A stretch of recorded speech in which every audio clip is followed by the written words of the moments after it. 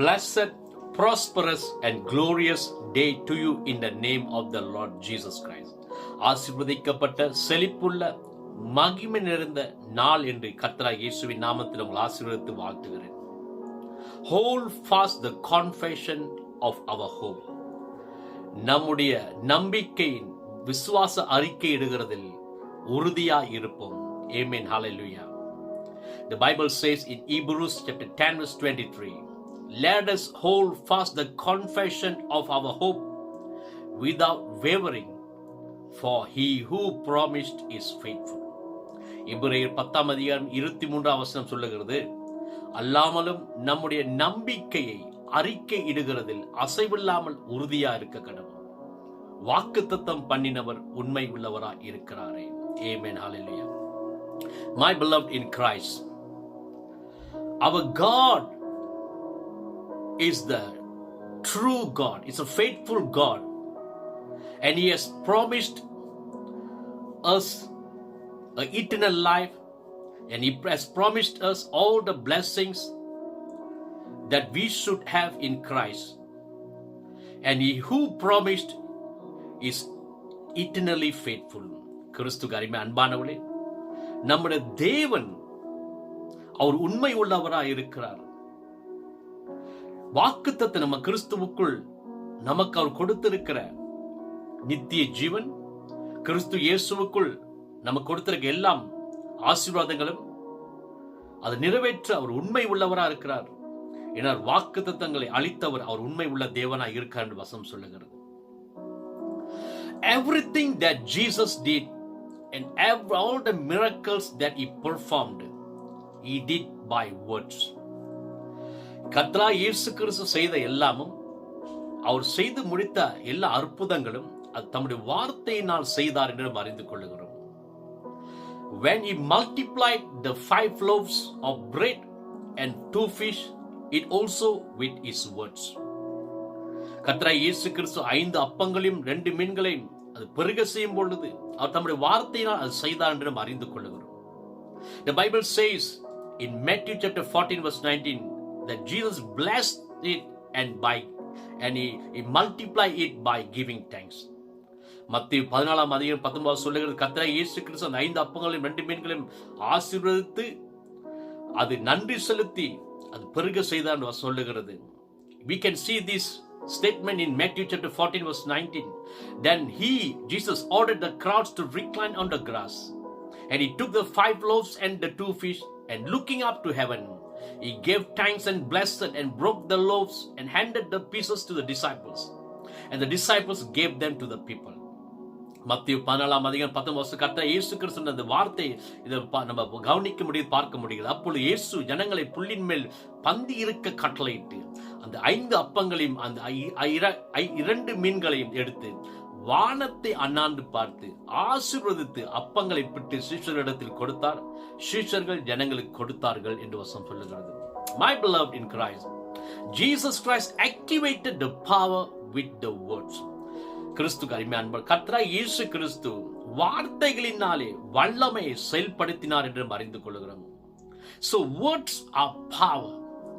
Words possess creative energy.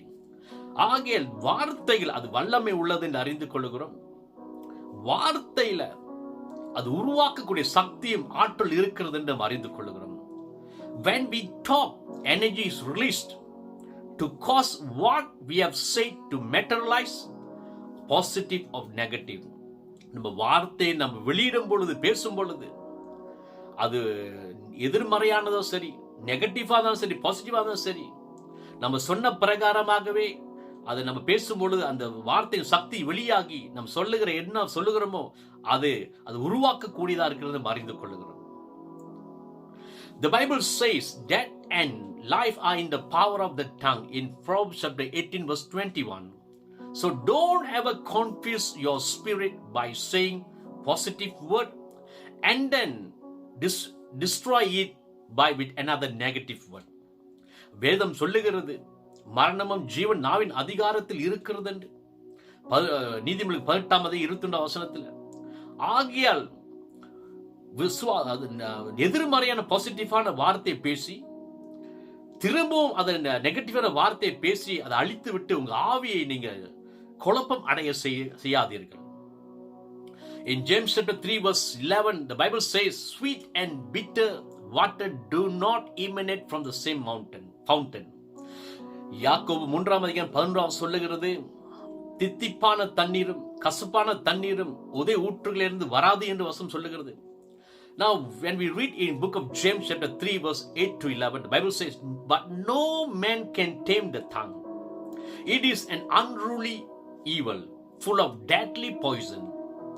We bless our God and Father, and we curse men who have been made in the image of likeness of God. Out of the same mouth proceed blessing and cursing. My brethren, these things ought not to be so. My brethren, these things ought not to be so. Does a spring send forth fresh water and bitter from the same opening? The Bible says that.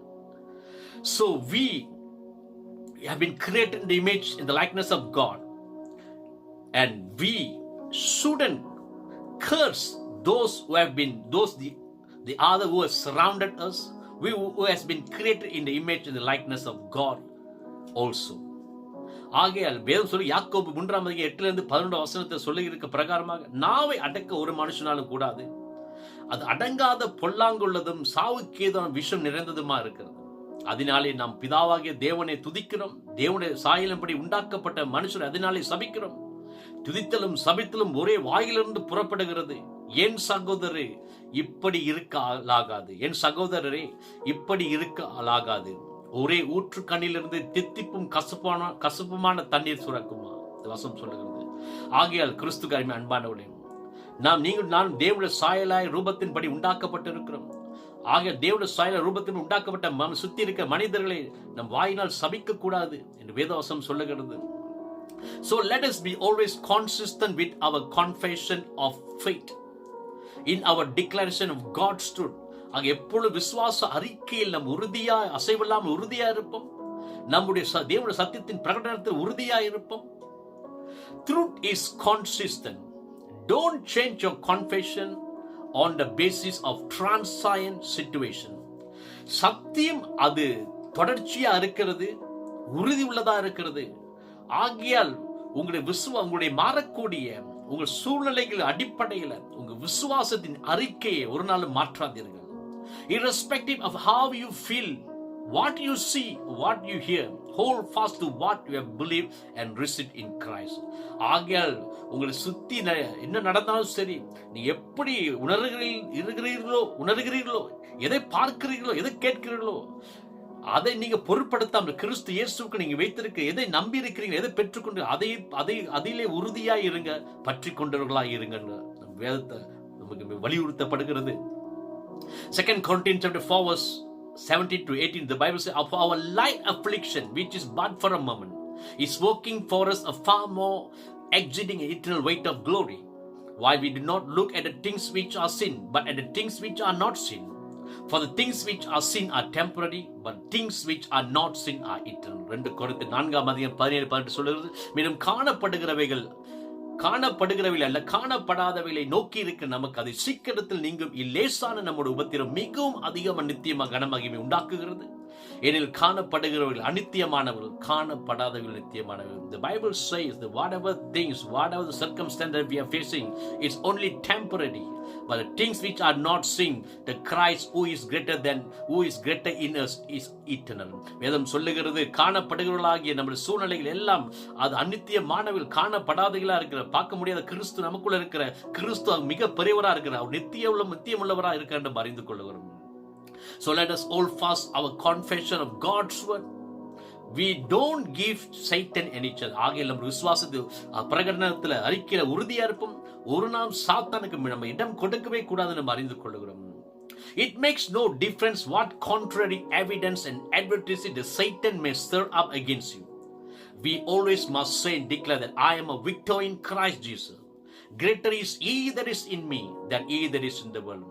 உங்க வாழ்க்கையில பிசாசான இப்படிப்பட்ட எதிர்ப்பான சூழ்நிலைகளையும் எப்படிப்பட்ட எதிர்ப்பான சவால்களையும் உபத்திரவங்களையும் எதிர்ப்புகளையும் வாழ்க்கையில கொண்டு வந்தா அது ஒரு வித்தியாசமே இல்லை. நீங்கள் நான் சொல்ல வேண்டியது என்னவென்றால் கிறிஸ்துவுக்கு முற்றும் ஜெயம் கொண்டு வெற்றி சொந்தவனா இருக்கு. உலகத்தில் இருக்கிறவனிலும் எனக்குள்ள இருக்கிற பெரியவர் என்று விசுவாச பிரகடனம் பண்ணி வாழ்க்கை நடந்து கொள்வோமாக. அப்படி நாம் once we have said that confession, no matter what happens thereafter, refuse to waver, for our faith will always prevail.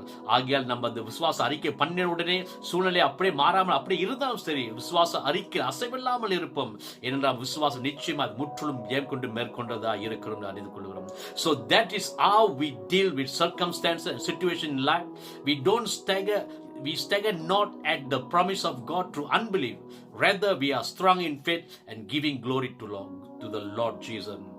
ஆகையால் நம்ம சூழ்நிலைகள் எப்படி இருந்தாலும் சரி, வாழ்க்கை சூழ்நிலை எப்படி இருந்தாலும் சரி, நம்ம அவிசுவாசத்தை தேவனுடைய வார்த்தைய மேல சந்தேகப்பட்டு அசைவில்லாதவர்களா நம்ம இருப்போம்.